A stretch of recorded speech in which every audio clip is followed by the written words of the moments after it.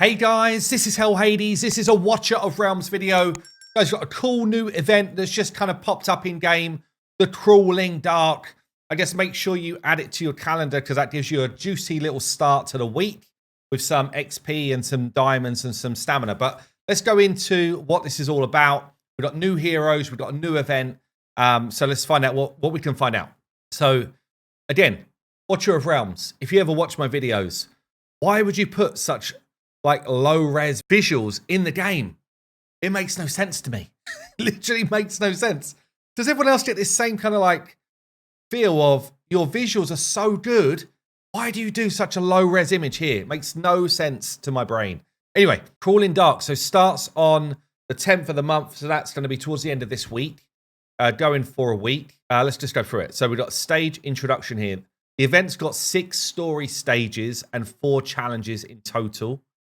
So I guess you're kind of like trying to beat these down, almost like a new campaign type of area. Clear campaign stage 4-1 to unlock it. So you have to be this far through the game to even have this as an option to do it. So if you're not already, make sure you get there this week. To unlock the event, the account must have been created at least 4 days ago. So again, if you're a new player, get going because otherwise you're not going to be in the mix. And you need to clear story stage 4 to unlock. So there's going to be this new hero, Valkyria.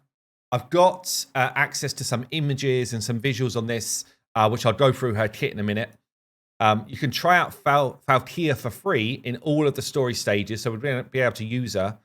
They've also given a boost to Valkyria and Voroth, 20% boost during this content. So Voroth is a fighter already in the game, decent damage dealer, kind of decent for guild boss. I guess we get access to other fighters. We get Wrath through login rewards. We get Abomination eventually through fusion stuff. So he probably takes a little bit of a back seat, honestly, to those two.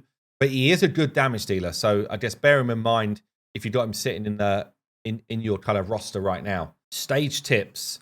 Stage mechanics. Commanders, that's us, by the way, need to ensure the safety of an NPC on the map, or we will get severe debuff. So I guess wherever this NPC is, we're going to need to make sure that we've got our units surrounding it, making sure that it doesn't get taken out.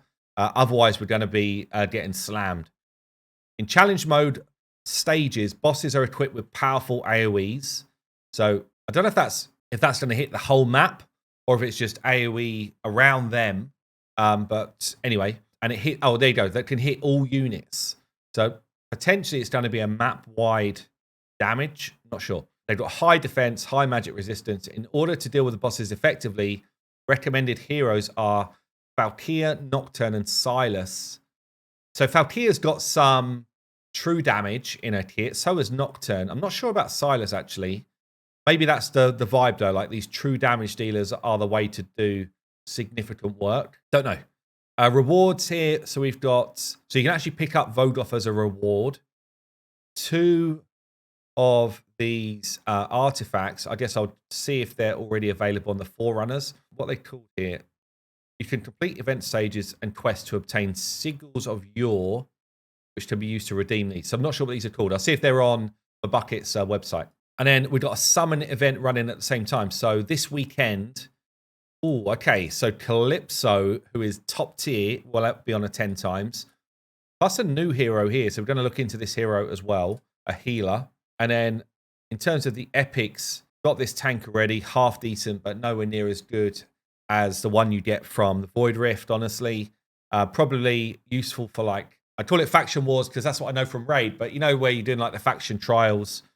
Vodoff is decent for this faction, for faction trials as well. Yeah, the epics, I'd say, are kind of mid-tier. The exclusive hero can only be summoned in Dark Invocations. Are we saying that that's the only time you're going to be able to get Valkyria? Is that what they're saying here? Maybe. Okay. Interesting. Right, so let's have a look at the 2 heroes. So I'm on Mabucket's website here because she's not in game yet. So we're on Mabucket's website, and I did spot from some imagery from the Forerunner servers. There's a Forerunner server has been going for a while, by the way, which means that people have played with this hero in the past. That's how Mabucket knows some info. I didn't catch this on Mabucket's website, but she is someone who does true damage, okay? Unless they've changed that. But on Mabucket's website, that's not showing that.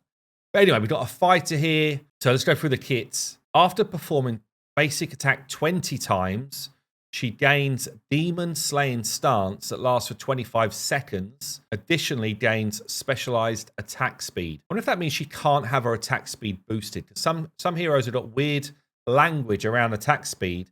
It's not obvious, but they actually can't have their attack speed boosted. She's got single target hits, so she's a fighter, like normal fighter, with like 1 square worth of distance. Oh, here's a Demon Slaying stance. So she gets this, by the way, when she enters. It says here, Adrenaline Rush. When deployed, instantly enters Demon Slaying stance for 25 seconds. So you want to put her in at the right time so that she gets this boost. After performing basic attack 20 times, that's the same as the talent here, gains this Demon Slaying stance that lasts for 25 seconds. Yeah, it's exactly the same words. So Demon Slayer's Might. When the hero is in Demon Slaying stance, gets increased damage by 30%. When the hero is shielded, gets another 20%. And she does get a shield from Awakening. So Awakening 1 gains a shield with a strength of 2,000 attack speed upon entering her Demon Slaying stance. So she's going to actually get a 50% damage boost in that stance. She gets another one here at Awakening 3. When the hero is in Demon Slaying stance, reduces attack interval by 20%. And then at 5, when the hero is in Demon Slaying stance, she becomes immune to death when receiving fatal damage. However, once the effect ends, she will die. So I think that's a bit like Valkyrie, right? So potentially high damage, 50% extra attack damage. She's got Shadow Slash here as well, which is the ultimate. Deals 100% normal damage 5 times and 100% magic damage 5 times to one enemy. Interesting, okay. She gets reduced skill cost here with skill ups. It's quite expensive, but she's pretty close to it from being launched. But then to get it back again is quite high cost. She's a 19 cost, which I don't love. There's a lot of fighters around there, which are legendaries, which are around that cost. I feel like, 16 might be better. She just feels like she's a bit expensive to put down. She blocks 2 like a normal fighter. But let's have a look here what Mabucket's got to say. So he's saying, a great offensive hero that specializes in single target damage. If she were in the Nightmare faction, she would rival Salazar. Damn. Okay. But because she's in the North faction, the Northerner bonus is not that great. She doesn't get the same sort of attack speed benefit that the Nightmare do. My main issues with her is that her ultimate does not change targets upon killing an enemy, and that she needs shields to gain some sort of passive benefit. Yeah, so having someone like a... what's the healer? What's the healer's name? Having someone like Vortex here, who's able to put shields on team as well, would make quite a difference. So in terms of tier ratings then, let's see what Mabucket's got. Guild Boss A+, overall A-. That's actually kind of high for an epic, honestly. Artifact Material Rate A+, Resource Rate A, Gear Rate 2A, Tide A. Okay, so she's like at the higher end of the epic spectrum, but there's not an area that Mabucket is saying she absolutely excels in. But an A+ for Guild Boss is pretty solid. Let me just check what Vorosh gets. Voroth. Okay, so Voroth overall B. So actually she outperforms Voroth, who is kind of seen as, a pretty decent fighter. So she's up there as one of the better epic fighters, a little bit below Wrath, but she's basically up there as a top 2, top 3 maybe in the epic fighters. So pretty solid. Let's have a look at the other hero that's in the mix here then. So Eileen is going to be the healer, the new hero that's going to be in the ×10 this weekend. So we've got interesting. She's got that kind of like, I find this quite hard to use, honestly. Doris type of heal range, like spreading out around her rather than, someone like a Vortex that's just got a really decent kind of range. Much easier to place, I'd say. A healer focused entirely on healing output, unfortunately, does not compete with other legendary healers.